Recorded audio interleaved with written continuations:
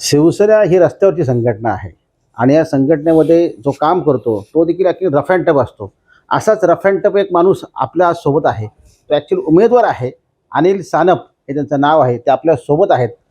अनिलजी, इतक्या वर्ष म्हणजे वडिलांचं देखील नमस्कार. कारकीर्द अगदी शिवसेनेपासून सुरुवात झाली. एक मोठा घराण्यातला तुमचा इतिहास आहे बरं. आणि ह्या सगळ्या याच्यामध्ये तुम्ही सातत्याने खोपोली शहरामध्ये लढताय.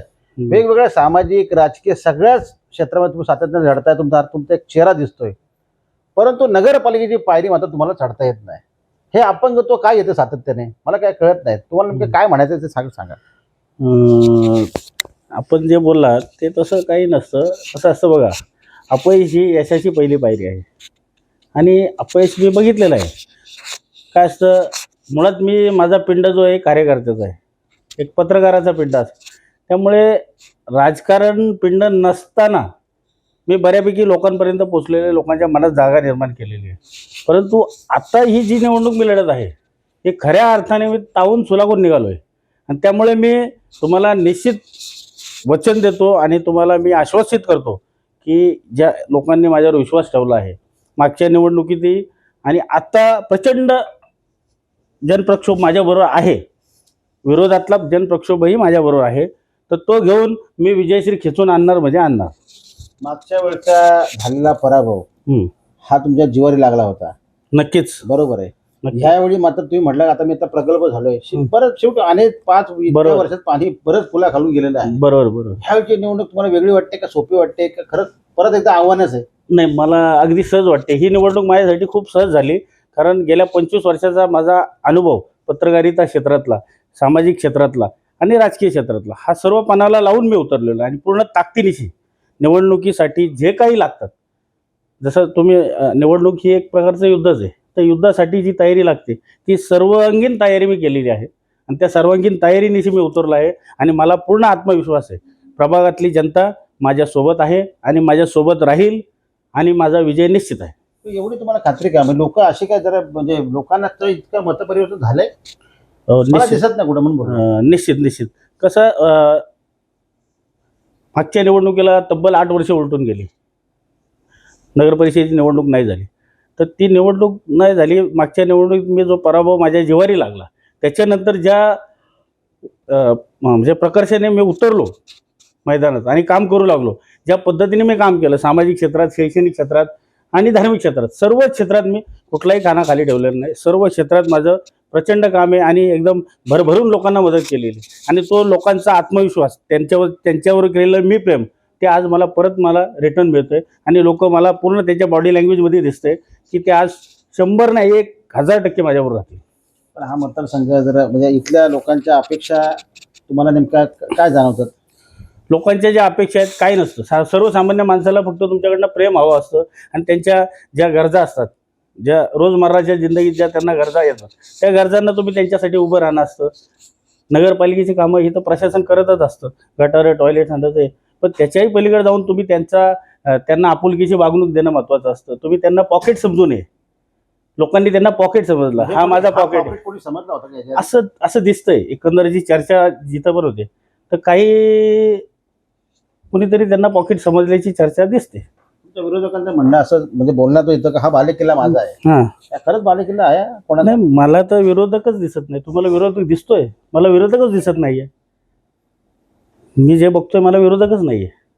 मला सांगा, मी मला सातत्याने तेच म्हटलं की तुम्ही म्हणता मला आव्हान नाहीये. नाही, बिलकुल नाहीये, कुठंच आव्हान नाहीये आणि हे तुम्हाला शेवटच्या टप्प्यात एकतर्फी निवडणूक दिसेल.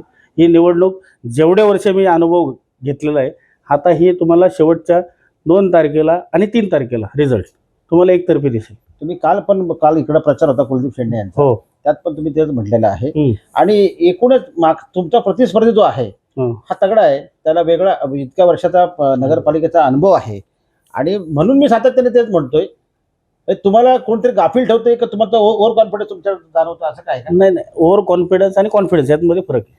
माझा आत्मविश्वास आहे, मी सर्व मतदारांपर्यंत पोचलेला आहे आणि गेल्या 8 वर्षात मी जे काम केलेलं आहे, माझं काम बोलणार आहे. मला आमदार कार्यसम्राट आमदार महेंद्र शेठ थोरवे यांनी जो आशीर्वाद दिला, त्यांच्या आशीर्वादातून मी इथं भरपूर निधी आणला आणि तो निधी आजपर्यंतच्या कारकिर्दीत माझ्या 48 वर्षाच्या कारकिर्दीत कुठल्याही नगरसेवकाने कुठलंही काम केलं नव्हतं.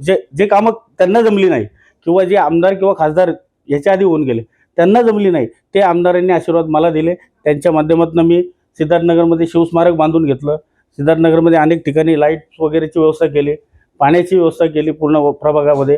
त्याच्यानंतर सिद्धार्थनगरसाठीचा जो एक जाणारा पूल होता, गेल्या 50 वर्षापासून तो जीर्ण अवस्थेत होता आणि त्याच्यात कधीही अपघात झाला असता. त्या पुलासुद्धाही साहेबांनी मला निधी उपलब्ध करून दिला.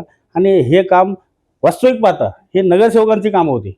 ज्यांना 10-10 वर्ष संधी मिळेल, 13-13 वर्ष संधी मिळेल, त्या नगरसेवकांनी हे काम न केल्यामुळेच मला ही संधी मिळाली हे काम करण्याची. आणि मी ते काम केलेलं आहे आणि ते काम बोलणार आहे. आणि आमदारांचा हा आशीर्वाद मला विजयापर्यंत नेणार आहे. तुमच्या विरोधात जे उमेदवार आहेत तर ते तर पालिकेमध्ये आणि सोशल मीडियात तर असे काही काही व्यक्त होत असतात. शहराच्या वेगवेगळ्या भागात ह्या समस्या आहेत, त्या समस्यात हे व्हायला पाहिजे, ते व्हायला पाहिजे. आक्रमक चेहरा आहे, सातत्याने तो देखील चेहरा लढतोय, पण तो चेहरा कमी पडला. कसं आहे साहेब, जिथपर्यंत मला जे कळतं, आपण पण पत्रकार, मी पण पत्रकार, दाखवणे आणि असणे ह्याच्यामध्ये फरक आहे. मी कितीही दाखवण्याचा प्रयत्न केला तरी आता ते काय बोलतात ना, आपण कोंबडा किती झाकला तर तो आरवल्याशिवाय राहणार नाही. आणि प्रभाग नंबर 3 कोंबडा आरवणार म्हणजे आरवणार आणि ही पहाट होणार म्हणजे होणारच, हा ठाम विश्वास आहे. किती कॉन्फिडन्स आहे बघा. तुम्ही सातत्याने निवडणुकांना सामोरे जात आहे, अपयश बघितलेलं आहे. हो, 8-9 वर्षानंतर निवडणूक होतीये खरं तर. निश्चित. आणि जसं अमोल पाटील म्हणाले तसं समोरचा उमेदवार तगडा आहे, त्याला निवडणुकीचा अनुभव आहे, त्यांनी अनेकदा यश मिळवलंय. त्या तुलनेत तुम्ही कमी पडत होतात. वातावरण आता जे आम्हाला सुद्धा जे दिसतंय ते वातावरण तुमच्या बाजूने निश्चितपणे आहे, परंतु अजून निवडणुकीला मोठा कालावधी आहे. तोपर्यंत हे वातावरण असंच राहील का? आणि काय वाटतं, तुम्ही नगरपालिकेत यावेळी जाल का? तो निश्चित तुमच्या या प्रश्नाचं उत्तर हो असणार आहे.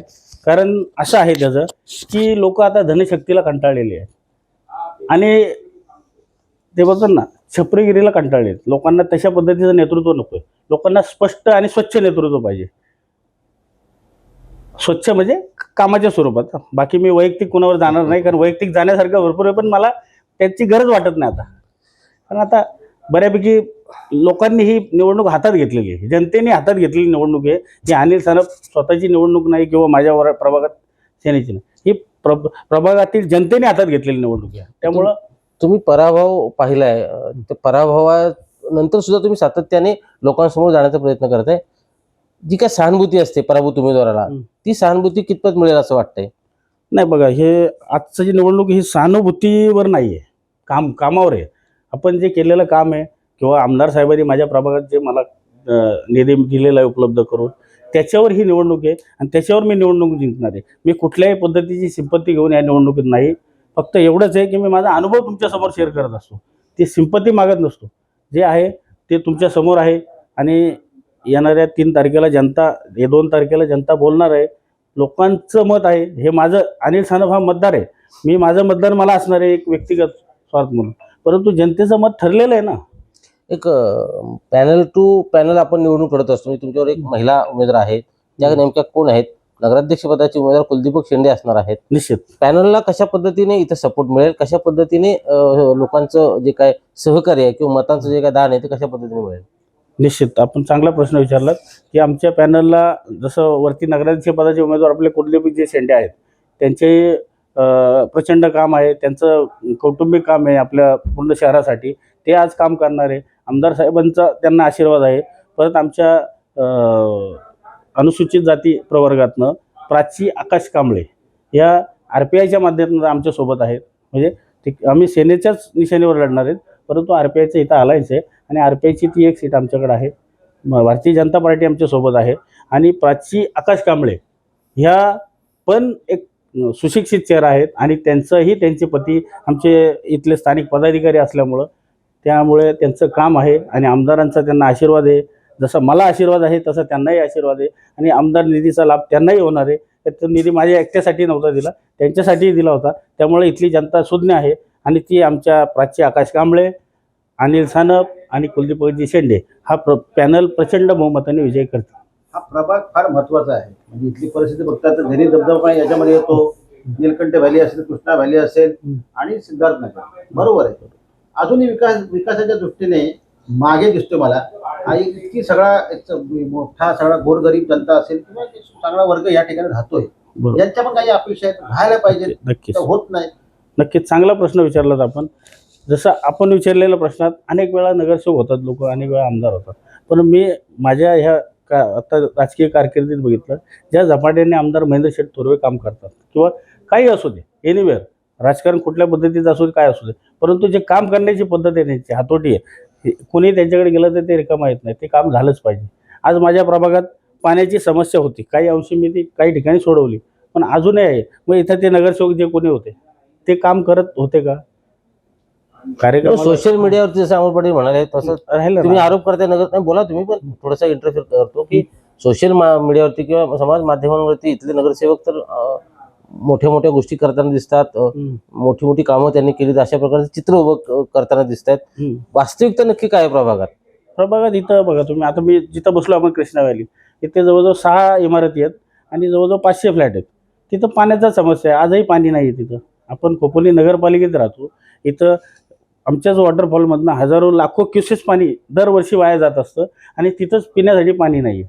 बोरवेल मारली तरी पाणी नाही आहे आणि नगरपालिकेची तिथपर्यंत पुरेशी यंत्रणा नाही आहे. मग हे काय करत होते? ज्यांना ज्यांना संधी मिळाली त्यांनी काय केलं आतापर्यंत? परत तुम्ही जे म्हटलेत, हा जो सुभेदार धबधबा आपला झेनिथ वॉटरफॉल, तिथं करण्यासारखं भरपूर काय होतं. आपल्या खोपोलीला पर्यटन केंद्र म्हणून ओळख मिळवण्यासाठी तो अगदी एकदम उत्तम संधी आहे. त्याच्यावर कधी कोणी कॉन्सन्ट्रेशन नाही केलं. माझा हा ड्रीम प्रोजेक्ट असणार आहे की आपण त्याला टुरिझम पॉईंट बनवणार आहोत. Dream project. लोकांना इतक्या वर्ष उर्दू बनवण्याचं काम केलं. निश्चित निश्चित. आता लोक हुशार झाली आहेत. तुम्हाला जो काय प्रचार करताना प्रतिसाद मिळतो तो नेमका कसा आहे आणि लोकांनी परिवर्तन करायचं ठरवलंय का या वार्डात? बघा, हा माझा प्रभाग कॉस्मोपॉलिटन. इथं सर्व प्रकारचे, सर्व जाती धर्माचे लोक गुण्या गोविंदाने राहतात. इथं कुठलाही फंडा चालत नसतो. इथं फक्त काम बोलणार, इथं माणूस बोलणार, माणूस तळागाळात सर्वसामान्यांमध्ये सगळीकडे पोचतोय का ते बघितलं जाणार आणि त्यावरच त्याचा निकाल असणार. पण व्यक्तिगत काही अपप्रचार देखील होतो, हे याच्यावर तुम्ही कसं बघता? बघा, ते निवडणूक आहे. निवडणुकीमध्ये काय असतं, पराचा कावळा केला जातो. तर त्याकडे मी फारसं लक्ष देत नाही, कारण मला आता निवडणूक महत्त्वाची आहे, मला जिंकणं महत्त्वाचं आहे, मला लोकांचे मनं जिंकणं महत्त्वाचं आहे. त्यामुळं अफवा, टीका, टिप्पण्या, निंदा, नालस्ती हे स्वभावाचा भाग झाला. एखाद्याचा स्वभाव असतो. पराभूत उमेदवारांना त्यांचा पराभव दिसलेला आहे. ते पराभूत मानसिकतेने सामोरे गेलेत ना. ही निवडणुकीला ते सामोरे जातानाच पराभूत पद्धतीने चाललेले आहेत. तर त्यांचा ती मानसिकता बोलते आणि त्यांची हार त्यांना दिसलेली. त्यामुळे त्यांनी तशा पद्धतीचा अपप्रचार चालू केला असेल. पण मला तर तसं अजूनपर्यंत ऐकायला नाही आलं. पण तुम्ही बोलताय त्यानुसार कदाचित त्यांची हार जवळजवळ त्यांना निश्चित झालेली आहे. अनिल सानप यांना यावेळी तुम्ही म्हणता सगळ्या गोष्टी केल्या, का लोकांनी तुम्हाला यावेळी चॉईस करावं? बघा कसं असतं, काही वेळेला मतदारांची इच्छा असते, पण काही अडचणी आल्या त्यांना मागच्या निवडणुकीत किंवा त्याच्या आधीच्या निवडणुकीत, त्यांना त्यांच्यापर्यंत मी पोचलो नसेल व्यवस्थित, माझं कर्तृत्व काम करण्याची पद्धत मी पोचवली नसेल, मी कमी पडलो असेल. परंतु आत्ता मी ते पोचवण्यात यशस्वी झालेलो आहे. मी काय आहे, मी काय नेतृत्व करू शकतो आणि मी कशा पद्धतीने काम करू शकतो हे मी लोकांपर्यंत पोचवल्यामुळं आता लोकांनी ठाम निश्चय केलेला आहे की कुठलंही चिन्ह असू दे, कुठलाही पक्ष असू दे, आम्हाला अनिल सानप आणि त्याच्या पक्षाचा आणि त्याच्या पॅनलचा विजय करायचा आहे. लोकांना शेवटचं आव्हान काय करा? लोकांना शेवटचं आव्हान असं असेल, मी आजपर्यंत आज तागायत तुमची इमाने इतबार प्रेमाने काळजीपूर्वक सेवा केलेली आहे आणि तुम्ही आज प्रामाणिकपणे काळजीपूर्वक 2 तारखेला मतदानाला जाल तेव्हा माझा विचार कराल, ही मला ठाम विश्वास आहे आणि मी तुमच्या चरणी नतमस्तक आहे. आपण मला भरघोस मतदानाने विजयी करा, माझा पॅनल भरघोस मतदानाने विजयी कराल आणि मला तुमची सेवा करण्याची सुवर्ण संधी द्याल आणि त्याचं मी सोनं करेल. जय भीम, जय महाराष्ट्र. हे होते अनिल सानप. कॉन्फिडन्स या तरुणामध्ये भरलेला आहे, आपला विजय होणार अशी दाट म्हणजे खात्री काय, त्यांना एक मोठा आत्मविश्वास आहे. काम केलेलं आहे, काम करून दाखवणार आहे, आमदारांचा आशीर्वाद आहे, कुलदीप शेट्टींची साथ आहे, अशी सगळी परिस्थिती आहे. आणि बघा तुम्ही एक बॉडी लँग्वेज बघा, म्हणजे एक पॉझिटिव्ह म्हणतो ना, म्हणजे माझे मित्र आहेत ते, पण तो त्यांचं काही मला इथं का त्यांचे काय कौतुक किंवा वावा करायला आम्ही बसलो नाहीये, पण ते आपसूक काही गोष्टी दिसतात त्या चेहऱ्यावर दिसतात. बघा मतदारांनो, चांगला चेहरा आहे. तुम्ही ठरवा कोणाला मत द्यायचं, आम्ही इथं सांगत नाहीये. तुम्हाला शुभेच्छा. थांबूया.